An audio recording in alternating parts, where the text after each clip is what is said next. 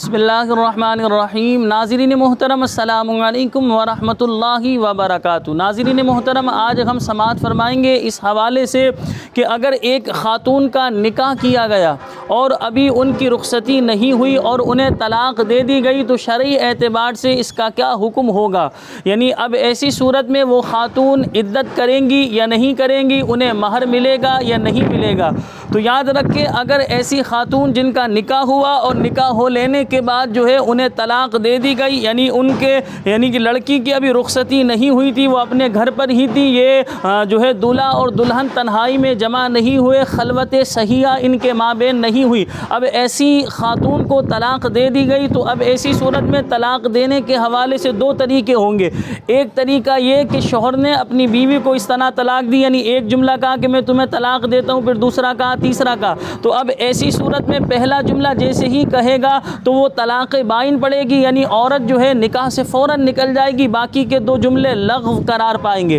اور دوسرا طریقہ طلاق دینے کا یہ ہوگا کہ اگر شوہر نے ایک جملے کے ساتھ تین طلاقیں دی، یعنی میں تمہیں تین طلاقیں دیتا ہوں، تو اب ایسی صورت میں تینوں طلاقیں پڑ جائیں گی۔ پہلی اور دوسری صورت میں فرق کیا ہے؟ فرق یہ ہے کہ پہلی صورت میں اگر شوہر نے ایک جو ہے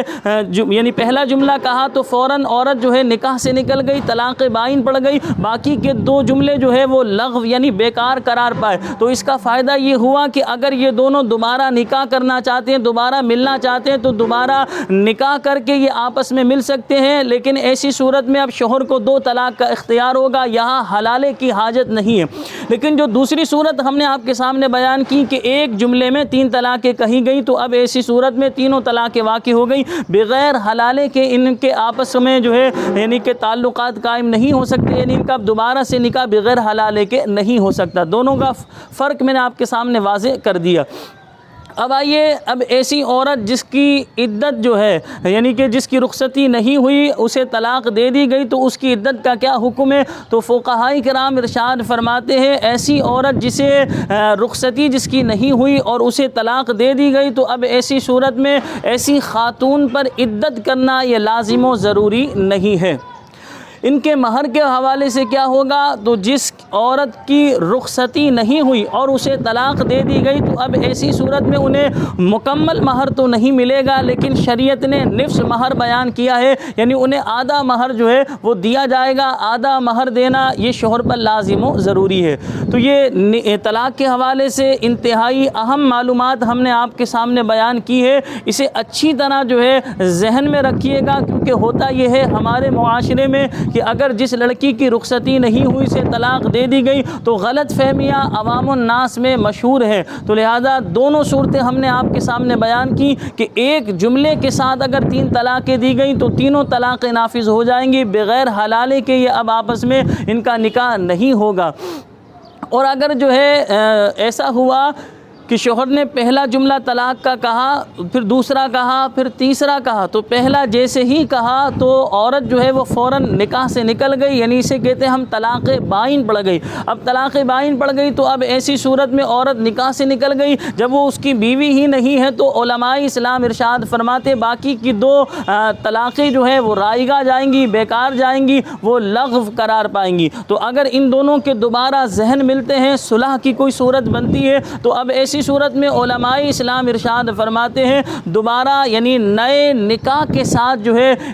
دوبارہ نکاح کروا کے جو ہے ان کا آپس میں رشتہ ہو سکتا ہے، لیکن جب آپ نیا نکاح اس طرح کروائیں گے تو اب جو ہے شوہر کو دو طلاق کا ہی اختیار ہوگا۔ یہ طلاق کے مسائل انتہائی نازک ہیں، جب بھی اس طرح کے معاملات آپ کو درپیش ہوں تو علماء حق سے، علماء کرام سے رابطہ کریں، مفتیان اعظام سے رابطہ کریں، کسی پان والے سے، کسی جو ہے علاقے میں رہنے والے، اگرچہ وہ نمازی پرہیزگار شخص ہو۔ دیکھیں کیونکہ نمازی پرہیزگار ہونا الگ ہے، علم دین کا سیکھنا الگ ہے۔ دیکھیں علم جو ہے وہ سیکھنے سے آتا ہے۔ ہمارے ہاں ایک غلط فہمی یہ ہے کہ لوگ کرتے یہ ہیں کہ ایک تو دین سیکھتے نہیں، اگر اس طرح کے کوئی مسائل درپیش ہوتے ہیں تو اب ایسی صورت میں جو حل بتائیں گے، جو درست مسئلہ بتائیں گے، مسئلے کا جواب، ان سے رابطہ کرنا چاہیے، ان سے رابطہ نہیں کرتے۔ اب ایسی صورت میں محلے پہلے کہ کسی شخص سے معلوم کر لیتے، وہ کہتا بھائی ایسی صورت میں طلاق نہیں ہوتی، حاملہ عورت کو طلاق نہیں ہوتی، جس کی رخصتی نہیں اسے طلاق دی گئی، طلاق نہیں ہوگی۔ اس طرح جو اس کے منہ میں آتا ہے، جو اس کے ذہن میں ہوتا ہے، جو اس نے بات سنی ہوئی ہوتی ہے، جو اسے یاد ہوتی ہے، وہ بیان کر دیتا ہے۔ حالانکہ حدیث پاک کا مفہوم یہ جو بغیر علم کے فتویٰ دے اس پر زمین و آسمان کے فرشتوں کی لعنت ہوتی ہے، یعنی یہ انتہائی نازک معاملہ ہے۔ دیکھیے اگر آپ الیکٹریشین نہیں ہیں اور آپ جو ہے بجلی کے کام میں ہاتھ دیں گے تو یہ زیادہ سے زیادہ آپ کی جان کو لینے کا سبب بنے گا، لیکن دین کے معاملے میں ہوگا یہ کہ اگر آپ کو کسی چیز کی نالج نہیں ہے تو بعض دفعہ آپ جو ہے دین کے معاملے میں اس بات کو بیان کرنا شروع کریں گے، آپ کے نامہ اعمال میں گناہ لکھا جائے گا، بعض دفعہ انسان دائرہ اسلام سے بھی خارج ہو سکتا ہے۔ تو دین کے مسائل بیان کرنے میں انتہائی احتیاط کیا کریں۔ یہ نہیں کہ بھائی زبان تو اپنی پیسے تو لگ نہیں رہے، بس جو ہے جو منہ میں آیا آپ نے بیان کر دیا سامنے والے کو، ایسا نہ کیجئے۔ اپنی قبر میں آگ نہ ڈلوائیے، اپنے آپ کو جہنم کی آگ میں نہ دھکیلیے۔ دین کی اگر آپ کو بتانے کا شوق ہے، دین کی جو ہے نالج حاصل کیجئے، دین اسلام کو پڑھیے، علماء اسلام کی صحبت میں بیٹھیے، علماء اسلام سے معلوم کیجئے۔ اب وہ جس طرح بیان کریں یا خود آپ کتابیں پڑھیے، درست کتابیں تو آپ کتابیں پڑھ کر جو ہے علم دین کو حاصل کیجئے، یا کسی جامعہ میں کسی یونیورسٹی میں داخلہ لیجئے، کسی دارالعلوم میں دین سیکھنے کا آپ کو شوق ہے تاکہ آپ دین سیکھیے، اچھی طرح دین سیکھ لینے کے بعد جو ہے آپ آگے دین کے مسائل بیان کیجئے۔ ایسا نہ کیجئے کہ بس آپ نے دین سیکھا نہیں ہے، اور دین ایک ایسی چیز ہے جو اتنا زیادہ مظلوم ہے جو لوگ سیکھتے نہیں اور بیان کرنا شروع کر دیتے۔ باقی جتنی بھی چیزیں ہیں سب کے ڈپلومے بندہ کرتا ہے، بندہ کوشش کرتا ہے، محنت کرتا ہے، سیکھتا ہے، وقت لگاتا ہے، پیسہ بھی خرچ کرتا ہے، سیکھنے کے بعد اس کام میں ہاتھ ڈالتا ہے۔ دیکھیے اگر کسی کو کپڑے کے کام کا تجربہ نہیں تو وہ کپڑے کا بہت بڑی دکان کھول کر کبھی بھی نہیں بیٹھے گا، کیوں کہ اسے پتہ ہے مجھے تجربہ نہیں، لاس ہو جائے گا۔ تو آپ دیکھیں دین کے معاملے میں ہم یہ کیوں نہیں سوچتے کہ بھئی اگر مجھے دین کی معلومات نہیں ہے تو میں اپنے پاس سے کیوں بیان کروں کہ سامنے والا مجھ سے طلاق کا مسئلہ پوچھ رہا ہے اور یہ میں اس کا اہل ہی نہیں ہوں، میں بتا ہی نہیں سکتا، مجھے پتہ ہی نہیں ہے، تو میں کیسے بتا دوں کہ طلاق ہوئی ہے یا نہیں ہوئی، نکاح ٹوٹا ہے یا نہیں ٹوٹا، اس کا کیا حکم ہوگا، یہ حرام ہے یا حلال ہے۔ تو لہٰذا دین کے معاملے میں بہت زیادہ احتیاط کیا کریں۔ مجھے اپنی خاص دعاؤں میں یاد رکھیے گا۔ السلام علیکم ورحمۃ اللہ۔